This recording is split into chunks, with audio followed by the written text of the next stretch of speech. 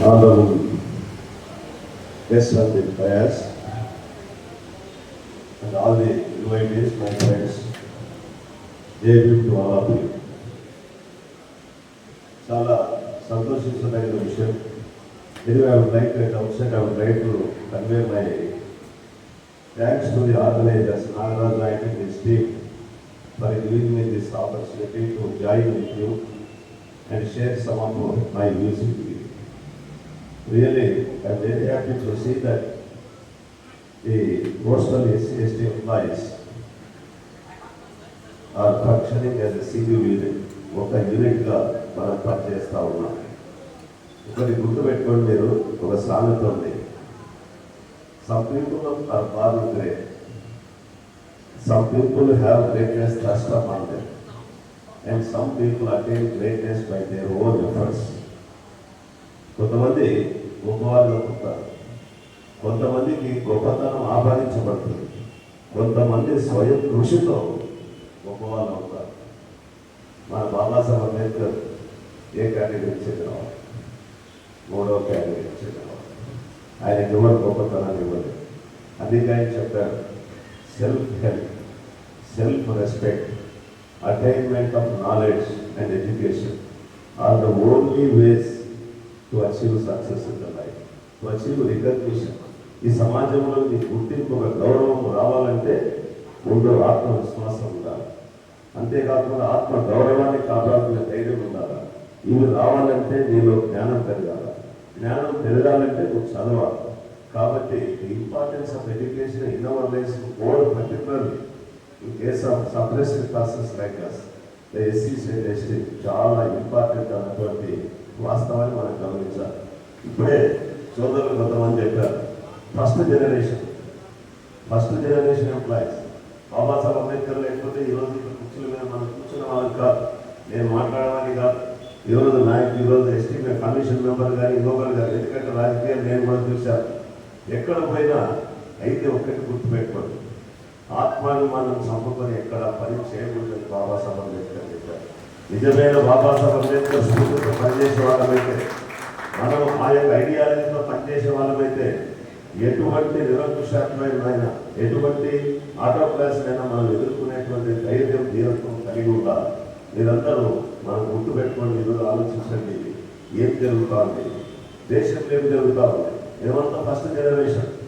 ఇలాంటి వాళ్ళంతా ఇక్కడ ఉన్నటువంటి ఇంట్రెస్ట్ గారు కూడా ఫస్ట్ జనరేషన్. అంటే చదువుకున్న వాళ్ళు, మా నాయన కూలి పని చేశాడు, నేను న్యాయవాదిగా వచ్చాను, ఇంకా అనేకమైనటువంటి పదవులు చేశాను. అదేవిధంగా మనలో చాలా మంది కూడా ఫస్ట్ జనరేషన్ ఎంప్లాయీస్ ఉన్నారు. Next what is going to happen to the future? మన పిల్లలకు ఏ విధంగా కాబోతా ఉన్నాయి? బాబాసాహెబ్ అంబేద్కర్ ఇచ్చినటువంటి రాజ్యాంగ రక్షణలు ఎక్కడ పోతా ఉన్నాయి? ఆ రిజర్వేషన్లు ఏమవుతా ఉన్నాయి? మనల్ని ఏ విధంగా మరి వీటికి దూరంగా పెట్టి తిరిగి సనాతన కాలాన్ని తీసుకుపోయేటువంటి ప్రయత్నాలు జరుగుతున్నటువంటి నేపథ్యాన్ని విద్యావంతులుగా, ఉద్యోగులుగా మీరు గుర్తించాల్సిన అవసరం ఉందని మాత్రమే ఈ సందర్భంగా ఈ కాన్ఫరెన్స్ గుర్తు చేస్తా ఉన్నాను. మేబీ యువర్ అఫిలియేషన్స్, మనం ఎవరికైనా అఫిలియేట్ అయి ఉండొచ్చు, ఏ పార్టీకైనా అఫిలియేట్ అయి ఉండొచ్చు, ఏ సిద్ధాంతానికైనా అఫిలియేట్ అయి ఉండొచ్చు. But don't forget the basic rule that you must commit to your community. You must commit to the welfare of your community. అందుకే బాబాసాహెబ్ అంబేద్కర్ చెప్పినాడు, మా వాళ్ళు చదువుకుంటున్నారు, ఎస్సీ ఎస్టీలు ఉద్యోగులు అయితేనే వాళ్ళు గుమస్తలుగానే మిగిలిపోతున్నారు, కానీ సమాజం పట్ల బాధ్యతలు మర్చిపోతున్నారు. ఇది చాలా విచారించదగినటువంటి విషయం అని చెప్పి ఆయన అనేక సార్లు కూడా చెప్పిన దాన్ని నేను మీకు గుర్తు చేస్తా ఉన్నాను. బాగా ఆలోచించండి. ఒకరిద్దరు కూర్చున్నప్పుడు మన యొక్క ఉద్యోగం విషయాలన్నీ కాకుండా, మన సర్వీస్ మ్యాటర్సే కాకుండా, ఇంతకు ముందు మనం పుట్టినప్పుడు ఏ విధంగా మన సమాజం ఉండేది, ఇప్పుడు మనకు ఉద్యోగం వచ్చినాక మన కుటుంబం, మన సమాజం ఏ విధంగా ఉంది, ఈ సమాజంలో ఏ విధమైనటువంటి పరిణామాలు జరుగుతూ ఉన్నాయి, రాబోయే future generation of our children వాళ్ళు నిజంగా మరి ఈ రాజ్యాంగ హక్కులు, రక్షణలు కంటిన్యూ అవుతాయా లేదా, ఈ రాజ్యాంగం ఏ విధంగా కాపాడబడతా ఉంది, నడపబడతా ఉంది, దీన్ని నడిపిస్తున్నటువంటి పాలకులు ఏ విధంగా దీన్ని అమలు చేస్తూ ఉన్నారు, వీటన్నింటిని కూడా కళ్ళు జాగ్రత్తగా మనం గమనిస్తూ మనం అటెంటివ్గా చాలా వెలుగుతూ ఉండాల్సినటువంటి రోజులు ఇవని చెప్పిన ఈ సందర్భంగా మీకు మనం చేస్తూ ఉన్నాం. ఆ రాజ్యాంగం లేకపోతే మనకు దిక్కు లేదు. ఆ రాజ్యాంగం లేకపోతే తిరిగి నేను మరి సమాధుల దగ్గరలో చెప్పులు కొట్టుకుంటూ ఉండాలని అడవుల్లో మళ్ళీ పనిచేయాలి. ఆ రాజ్యాంగాన్ని కాపాడకపోతే